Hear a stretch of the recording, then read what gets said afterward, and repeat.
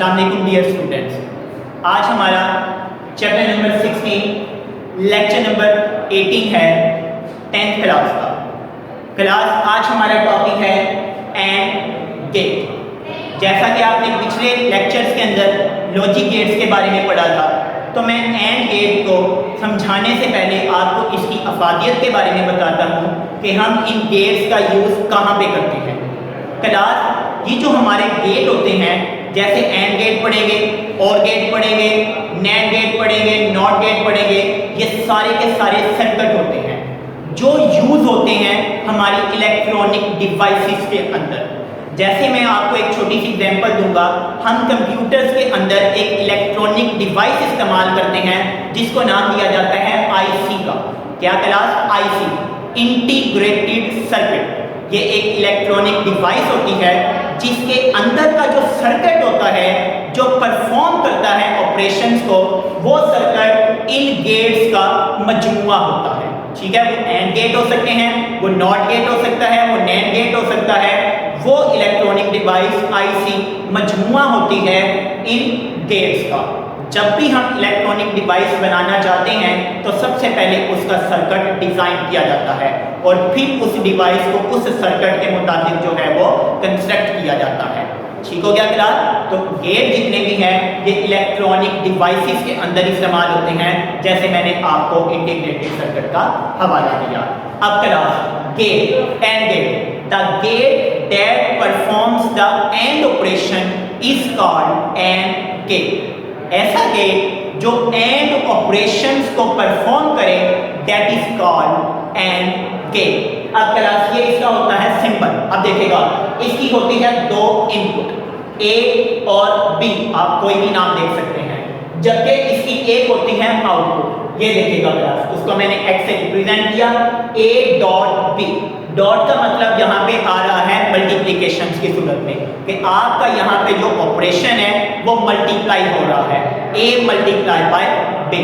Class पहली heading देंगे and gate, उसमें लिखेंगे डेफिनेशन। दूसरी हेडिंग दी सिंबल की, सिंबल बना दिया आपने उसका। तीसरे नंबर पे है सर्किट डायग्राम। ये होती है सर्किट डायग्राम।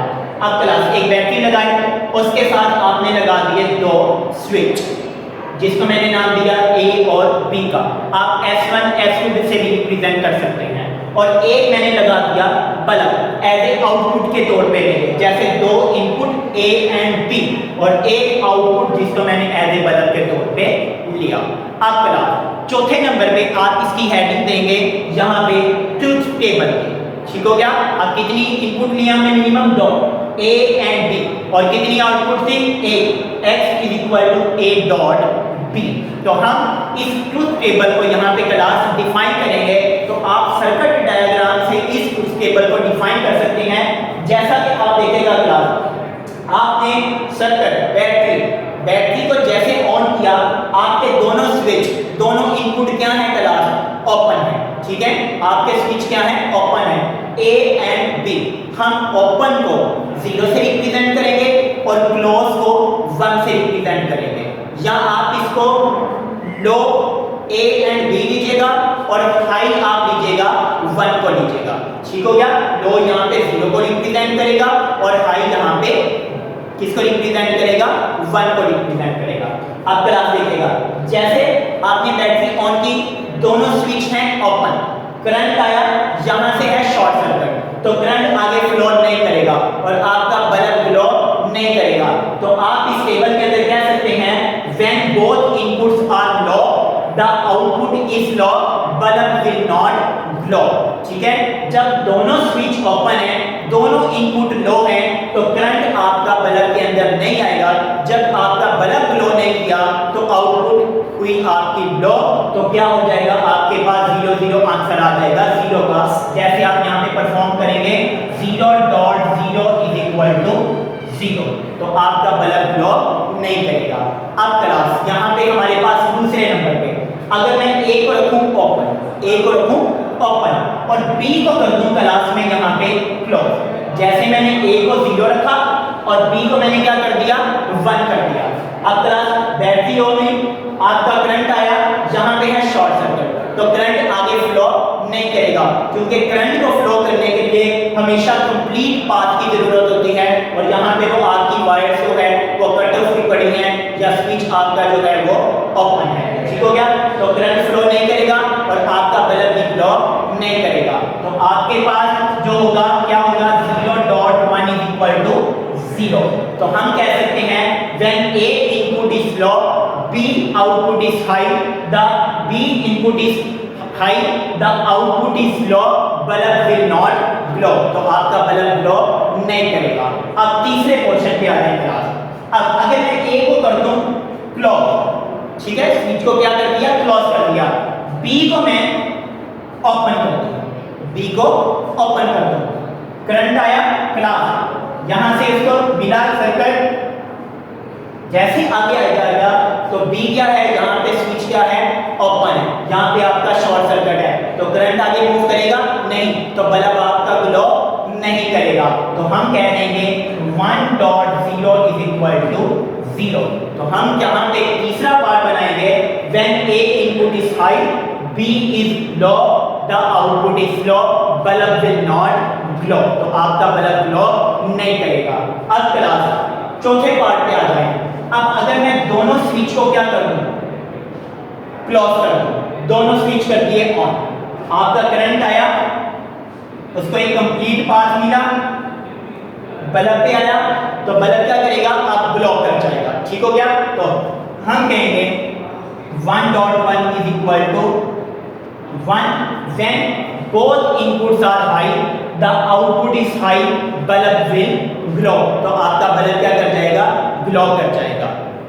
अब क्लास हमारे पास टॉपिक है और गेट। जिस तरह हमने एंड गेट में डेफिनेशन पढ़ी थी, the gate that performs the and operation is called and gate. इसी तरीके से और गेट की डेफिनेशन है, the gate that performs the or operation is called or gate.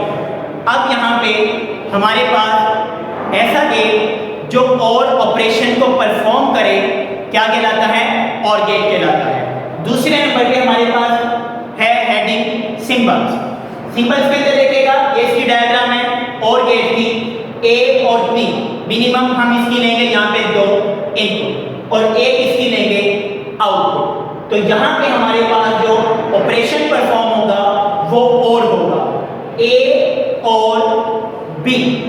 अब क्लास हमारे पास तीसरी यहाँ पे हेडिंग है सर्किट डायग्राम। ये सर्किट डायग्राम है, इसके अंदर एक बैटरी है, 2 स्विच लगा दिए जिसको मैंने नाम दिया ए और बी का। जबकि तीसरे नंबर पे हमारे पास एज ए आउटपुट के तौर पे यहाँ पे हम बल्ब लेंगे। अब क्लास हमारी चौथी हेडिंग यहाँ पे होगी ट्रूथ टेबल। इस ट्रूथ टेबल को हम इस सर्किट डायग्राम की मदद से क्लास इसको बयान करेंगे। अब देखिएगा, जैसे आपने बैटरी ऑन की, आपका करंट आया फॉर एग्जांपल ए की तरफ, जैसे ए पे आया तो आपका स्विच यहाँ पे क्या है, ओपन है, ठीक है, तो करंट यहाँ से फ्लो नहीं करेगा। उसके बाद दोबारा बी की तरफ आएगा तो यहाँ पे बी की तरफ मूव करेगा, लेकिन यहाँ पे भी स्विच क्या है, ओपन है, करंट आपका फ्लो नहीं करेगा। जब बल्ब के पास करंट नहीं जाएगा तो बल्ब भी ग्लो नहीं करेगा। तो यहाँ पे आपके पास एक ऑपरेशन परफॉर्म होगा, 0 और 0 इज इक्वल टू 0।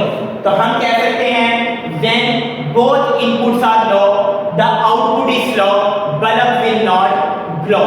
आपका बल्ब ग्लो नहीं करेगा। अब दूसरे नंबर पे क्लास, अगर मैं स्विच ए को ओपन ही रखूं और स्विच बी को यहाँ पे क्या कर दूं, क्लोज कर दूं, ठीक हो गया क्लास। अब करंट आया, जहाँ पे आके क्या हो गया, डिवाइड हो गया, कुछ करंट जहाँ पे फ्लो किया ए की तरफ, लेकिन यहाँ पे स्विच आपका क्या है, ओपन है, ठीक है, आपका क्या है, ओपन है, 0। जैसे बी की तरफ आया, यहाँ पे इसको एक कंप्लीट पाथ मिला, तो करंट सारे का सारा यहाँ से फ्लो करेगा और बल्ब के पास जाएगा और आपका बल्ब क्या करेगा, ग्लो कर देगा। बी आपकी इनपुट है हाई, तो 0 और 1 इज इक्वल टू 1। तो 1 आपकी आउटपुट हाई, बल्ब आपका क्या कर गया, ग्लो कर गया, तो आप